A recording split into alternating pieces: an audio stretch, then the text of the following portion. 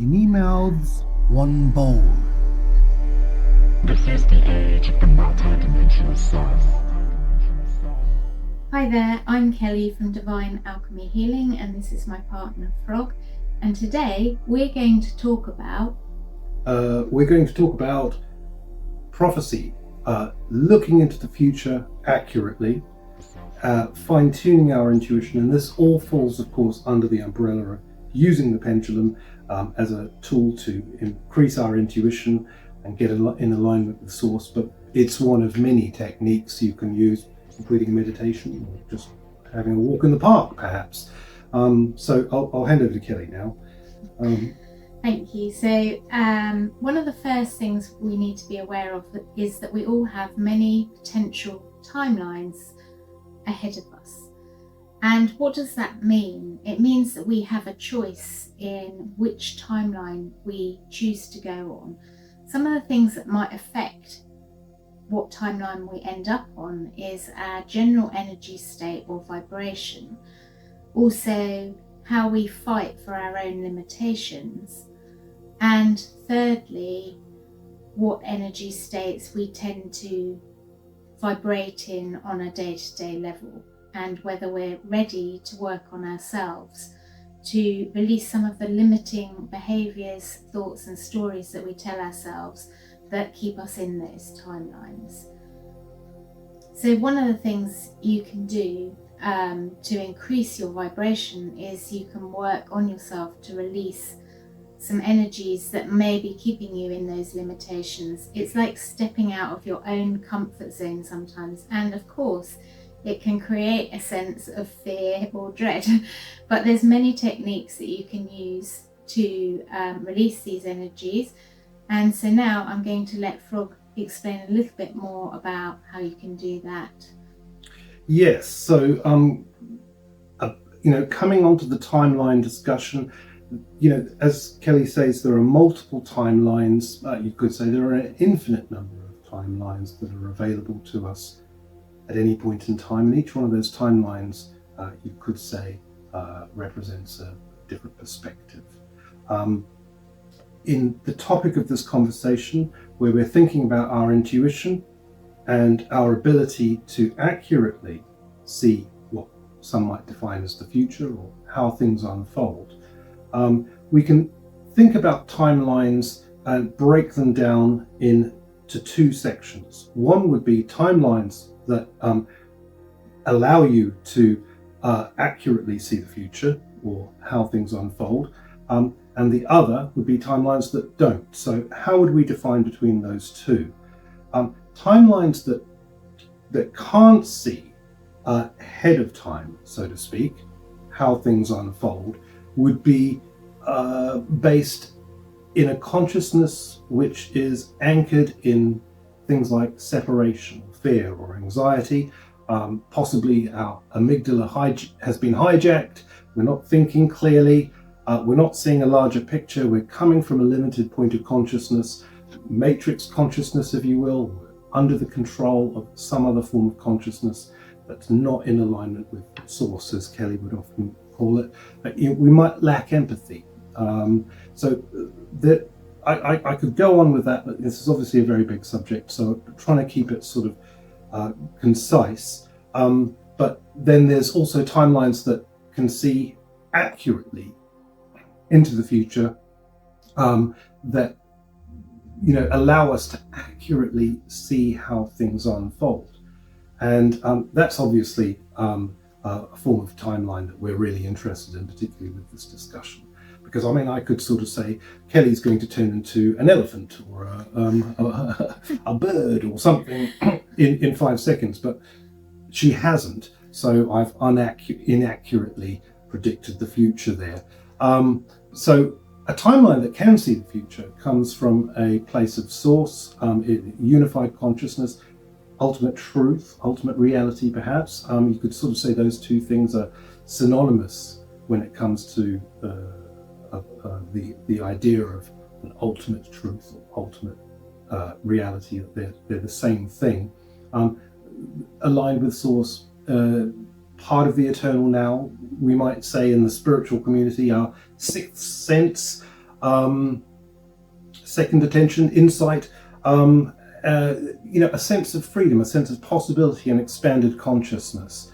And so those are timelines. If we're in a timeline that's aligned with those kinds of energies, that we're going to be able to accurately predict the future or how things unfold.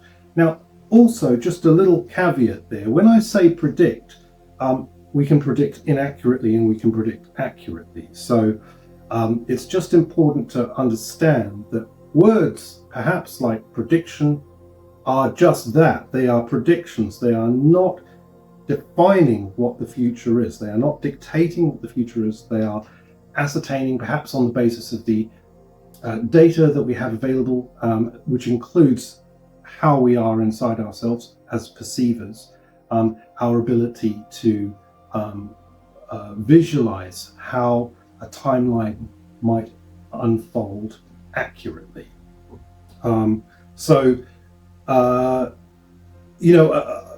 I suppose we could say that, well, can you predict the future at all? And I would say, well, yes, you can. On a very broad level, we can say certain things are highly probable. We can say that perhaps the sun will rise tomorrow, but on, or I don't know, that I'll feel hungry if I don't eat something for, 24 hours, something like that.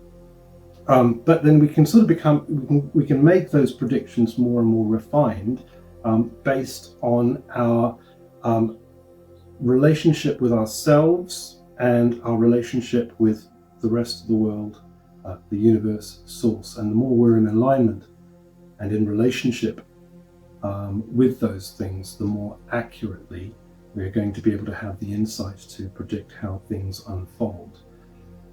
So you could say, if you had somebody who was making an omelette and they were about to make an omelette with all these beautiful ingredients, the tomatoes and the peppers and whatever you want to throw into a beautiful omelette, but they throw in a couple of rotten eggs at the end to mix it all up.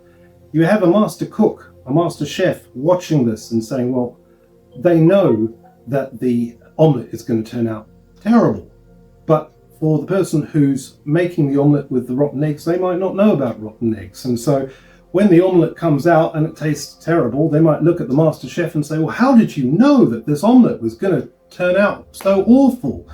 And of course, the master chef was in alignment with knowing about the process of making an omelette and that you do need decent eggs to make an omelette. So that is a good example, I suppose, of somebody who was in a timeline that was coming from a limited perspective to somebody else who was coming from a more expanded perspective. And we can sort of use that analogy to chunk out our understanding of this form of defining accurate prediction over inaccurate prediction. And as I said earlier, you have perspectives which are aligned with relative truth or ultimate truth. And so ultimate truth, when I use the term ultimate truth or ultimate reality, I don't mean it in an egotistical sort of way. I mean it in the sense that everything that exists is fundamentally interconnected. So as a result of that, we are all at our core level fundamentally interconnected with everything else. And that I would describe as being synonymous with ultimate truth or ultimate reality. And ultimate truth, it's not a football that we just kick around. It's something we actually is transcendental. We can revere the idea and the concept of ultimate truth, to be always reaching for it, always digging deeper, layer after layer, in order to accurately identify what it is. It's not a tribal flag. It's something that's all pervasive and is ubiquitous with all of reality. It's inexorable. Now, if we take the concept of relative truth, then that really is always hinged onto ultimate truth. It's anchored to ultimate truth in the sense that it allows for individual perspectives of reality to break down into what would appear to be different timelines which are in conflict with each other. But ultimate truth doesn't ultimately have any conflict. It embraces paradox. So this is a very big subject, and I've probably gone on far too long and in far too much detail for this video, but just wanted to kind of break into some of the meat of that, just to sort of give a taster, I suppose. It does lead down one line, I believe, which I think is a very important concept to meditate on and embrace, which is the idea of perceptual sovereignty. Ultimately, perceptual sovereignty would be a level of sovereignty which is aligned with ultimate truth. Now, we're all human, we have our failings, we have our blind spots, and we're always reaching to find out what this truth is. But I think the more we align with that level of consciousness, the more we are unable to be moved by distortions of truth or timelines of truth which are not ultimately in alignment with reality. So, just to finish this little spiel, if you imagine a person who's comes into the world, but they've always had a paper bag over their head, and they've got a hole pricked in the paper bag, and they look through that hole, and they've always looked through that hole, and they've always defined reality and ultimate reality as what they've seen through the hole. Well, for them, that might appear to be ultimate reality. But if you were to prick another hole in the bag, they would see more of what was available to them outside of the paper bag.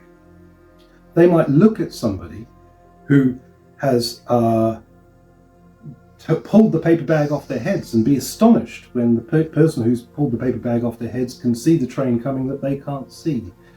So, there is levels of discernment we need to apply when we're thinking about how the reality that we perceive is in line with ultimate truth or relative truth.